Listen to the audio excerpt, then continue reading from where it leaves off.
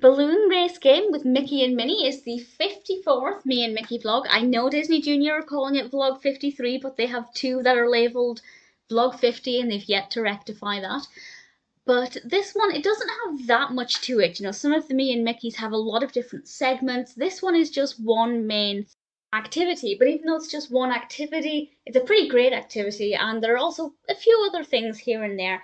Needless to say, Mickey and Minnie are having a balloon race. I love Minnie's balloon. It's polka dotted and pink, and they both have to get it going through the garden. They use their breath to blow it in the air. I think they said you can also use your hands to like flap it. Most of us have played a game before where you have to keep a balloon in the air for as long as possible without touching it.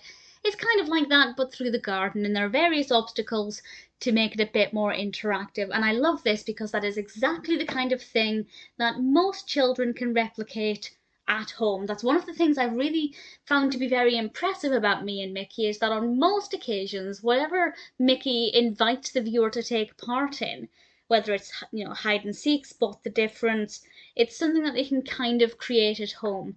And I think that that works really well, and this is no exception. If you can buy a cheap packet of balloons, you can definitely have a balloon race. Or even if you're by yourself, I was an only child for a good number of years. Time yourself, see how long it takes you to get around the garden.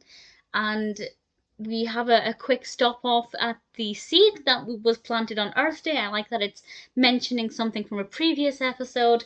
And then at the rainbow, Mickey asks the viewer to think of a happy thought, which in itself is always a lovely thing, but it's also because it lets them fly over the rainbow. A little nod to Peter Pan there. Think of a wonderful thought, any happy little thought. It was fun. It was an entertaining episode, and I think it's something that, as I said, is going to be quite easy for children to replicate.